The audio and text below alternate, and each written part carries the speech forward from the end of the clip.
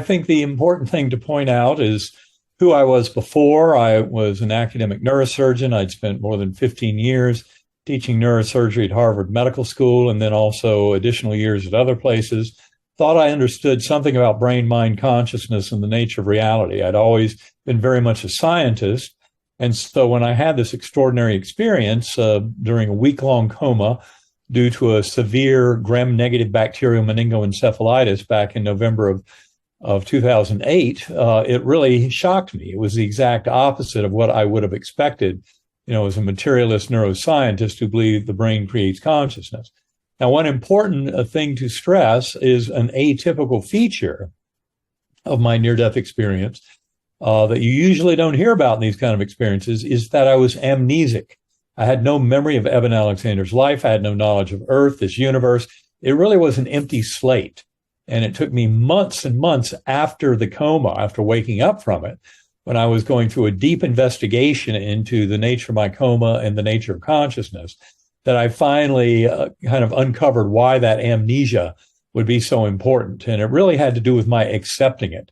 If it had followed a more traditional course, and for example, if I had scripted it, my adoptive father, who had passed over 4 years before my coma, he would have been there. But he was nowhere to be found. And as I will tell, I had a very different kind of spiritual guide.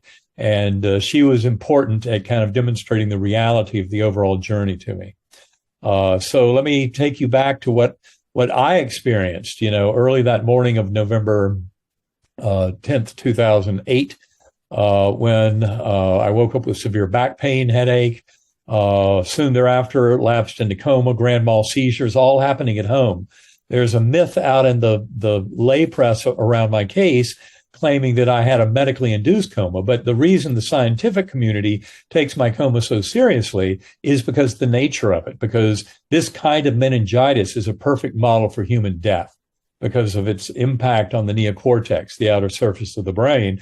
And in fact, the medical case report written on my medical records that came out in September 2018 in the Journal of Nervous and Mental Diseases really confirmed and validated so much of what I had said in the book Proof of Heaven, but especially the fact that the objective scientific data revealed that that brain could not have harbored any kind of dream or hallucination, much less the most profound, detailed, memorable, transformative spiritual experience of my entire life.